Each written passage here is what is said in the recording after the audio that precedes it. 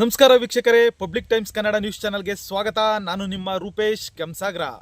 ಕುಣಿಗಲ್ನ BJP ಮುಖಂಡ D Krishnakumar Hemavathi ನದಿ ನೀರಿನ ವಿಚಾರವಾಗಿ ಮಾಗಡಿಯ ಬಗ್ಗೆ ಅಪಪ್ರಚಾರ ಮಾಡುತ್ತಿರುವುದು ಸಲ್ಲದು.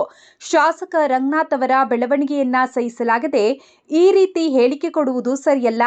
ನೀರಿನ ವಿಚಾರದಲ್ಲಿ ರಾಜಕೀಯ ಬೇಡ.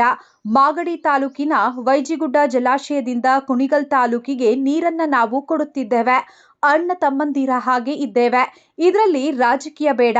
ಡಿ ಕೃಷ್ಣಕುಮಾರ್ ಅವರೇ, ನಿಮ್ಗೆ ಬೇರೆ ಕಡೆ ಹೆಣ್ಣನ್ನ ಕೊಡುತ್ತಿದ್ದರೋ ಇಲ್ಲವೋ ಗೊತ್ತಿಲ್ಲ. ಮಾಗಡಿಯಿಂದ ಹೆಣ್ಣು ಕೊಟ್ಟಿದ್ದೇವೆ, ನೆನಪಿರ್ಲಿ. ಮಾಗಡಿಯಿಂದ ರಾಮನಗರಕ್ಕೆ ನೀರನ್ನ ತೆಗೆದುಕೊಂಡು ಹೋಗುತ್ತೇವೆ ಎಂಬ ಅಪಪ್ರಚಾರವನ್ನ ಬಿಡಿ ಎಂದು ಶಾಸಕ ಎಚ್.ಸಿ. ಬಾಲಕೃಷ್ಣ ಕುಣಿಗಲ್ ಬಿಜೆಪಿ ಮುಖಂಡ ಡಿ ಕೃಷ್ಣಕುಮಾರ್ ವಿರುದ್ಧ ಕಿಡಿಕಾರಿದ್ದಾರೆ. ಕೃಷ್ಣಕುಮಾರ್ ಅವರು ಹತಾಶರಾಗಿದ್ದಾರೆ. ಬಹುಶಃ ರಂಗನಾಥ್ ಅವರ ಕಾರ್ಯವೈಖರಿಯನ್ನು ನೋಡಿ ಅವ್ರು ಯಾವುದಾದ್ರೂ ಒಂದು ರಂಗನಾಥ್ ಅವ್ರ ಮೇಲೆ ಗೂಬೆ ಕುಂಡಿಸ್ತಕ್ಕಂಥ ಕೆಲಸ ಮಾಡಬೇಕು ಅಂತೇಳಿ ಈ ವಿಚಾರವಾಗಿ ಚರ್ಚೆ ಮಾಡಿದ್ದಾರೆ.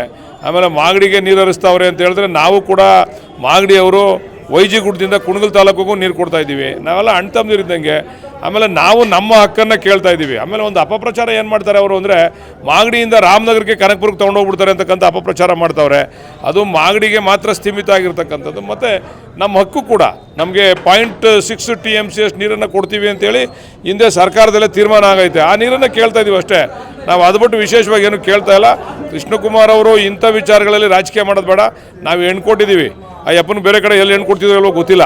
ನಾವಂತೂ ಹೆಣ್ಣು ಕೊಟ್ಟಿದ್ದೀವಿ, ನಮ್ಮ ಮರೋರಿಂದ ಹೆಣ್ಣು ಕೊಟ್ಟಿದ್ದೀವಿ. ಯಪ್ಪನಿಗೆ ಅದನ್ನು ಅರ್ಥ ಮಾಡ್ಕೊಂಡು ಮಾತಾಡಬೇಕು. ಪ್ರತಿ ಹಂತದಲ್ಲೂ ಕೂಡ ಮಾಗಡಿ ನೀರು ಹರಿಸ್ಬಿಡ್ತಾರೆ ಅಂತಕ್ಕಂಥ ವಿಚಾರವಾಗಿ ಮಾತಾಡೋದು ಸೂಕ್ತ ಅಲ್ಲ ಅಂತ ನನ್ನ ಅಭಿಪ್ರಾಯ. ನಿರಂತರ ಸುದ್ದಿ ಸಮಾಚಾರಕ್ಕಾಗಿ ವೀಕ್ಷಿಸಿ ನಿಮ್ಮ public times Kannada news channel ಅನ್ನ. ವಂದನೆಗಳು.